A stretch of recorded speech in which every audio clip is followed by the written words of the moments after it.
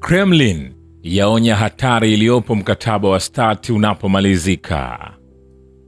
Urusi imerejelea pendekezo lake kwa Marekani kuhusu kuendelea kutekeleza kwa mwaka mmoja zaidi vipengele vya mkataba wa kupunguza silaha za nyuklia wa New START unaomalizika Alhamisi. Msemaji wa ikulu ya Urusi Dmitry Peskov amesema pendekezo la Rais Vladimir Putin bado liko mezani, lakini Marekani bado haijajibu, na ameonya kuwa katika siku chache zijazo dunia itakuwa katika hali ya hatari zaidi kuliko ilivyokuwa. Mkataba wa awali wa New START iliyosainiwa kati ya Marekani na Jamhuri ya Kisovieti iliainisha upunguzaji wa makombora ya nyuklia na vichwa vyake, lakini mkataba uliosainiwa mwaka 2010 unaweka ukomo wa vichwa 1550 vya nyuklia kwa kila upande na mifumo 800 ya kusafirisha vichwa hivyo. Mwaka mmoja baada ya kuanza kwa vita vya Ukraine, Rais Putin alisitisha ushiriki wa Urusi katika mkataba wa New START mwaka 2023, akitoa sababu kwamba wakaguzi wa Urusi walikuwa hawawezi tena kuzuru vituo vya silaha vya Marekani. Kituo cha miundombinu kimeharibiwa katika shambulio la kombora la Ukraine huko Belgorod na viunga vyake. Gavana mkuu wa Belgorod Vyacheslav Gladkov anasema jumla ya ndege 24 zisizo na rubani za Ukraine zimetekwa nyara katika maeneo mbalimbali ya Urusi usiku kucha, Wizara ya Ulinzi ya Urusi imesema.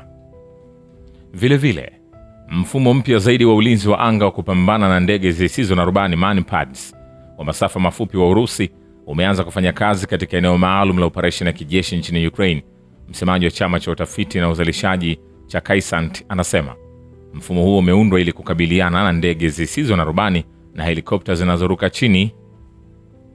Lakini jeshi la Ukraine limefanya shambulio la pamoja kwenye mkoa wa Bryansk ulio mpakani mwa Urusi ambalo lilihusisha roketi za HIMARS, makombora masafa marefu ya Neptune na ndege zisizo na rubani za mrengo wa kudumu. Gavana mkoa Alexander Bogomaz anasema magaidi wa Ukraine wamefanya shambulio lingine la makusudi kwenye maeneo ya makazi na vituo vya raia.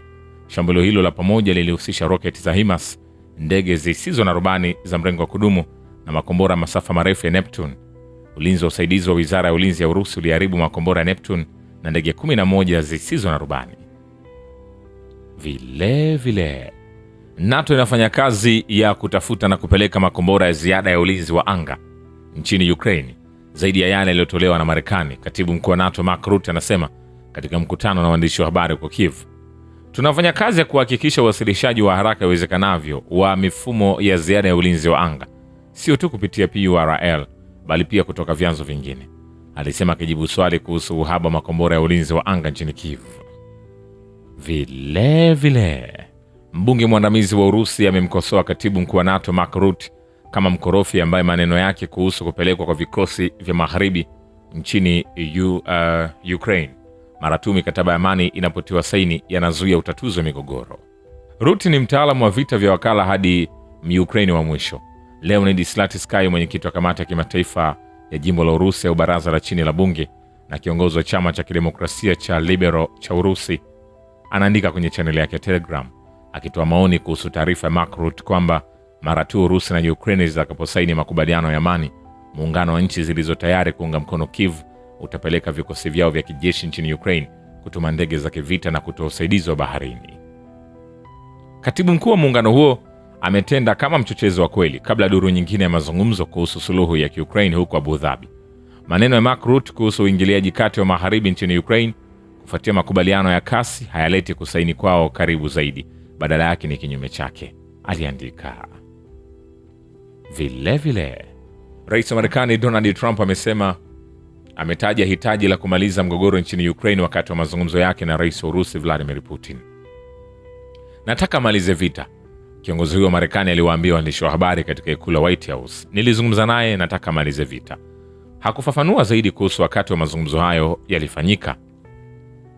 Lakini mjumbe wa rais wa Marekani Steve na mjasiriamali Jared Kushner watashiriki katika mazungumzo na Urusi na Ukraine kuhusu utatuzi wa mgogoro nchini Ukraine huko Abu Dhabi siku ya Jumatano. Katibu wa habari wa ikulu ya White House Caroline Levitt anasema, nikwambie hivi, hatujamaliza. Vile ndege iliyombeba mjumbe maalum wa rais wa Marekani Steve imewasili Abu Dhabi, ambapo duru ya pili ya mazungumzo kuhusu suluhu ya Ukraine inafanyika. Wawakilishi wa uwanja wa ndege wa Al Patin wanathibitisha.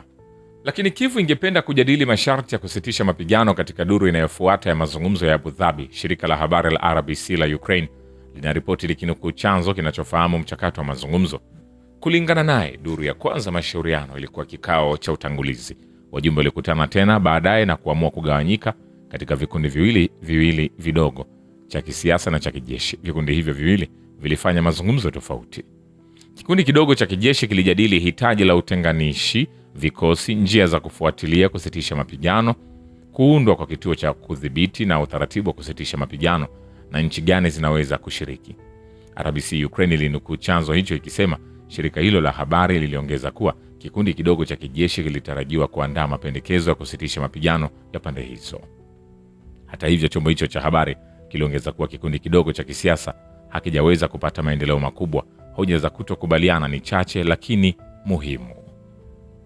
Vile shukran kwa Babu Kivita na Historia ya Dunia. Mimi ni Richard Show, The Rich Voice. Ni follow Instagram na TikTok kama Rich Voice Official. Asante.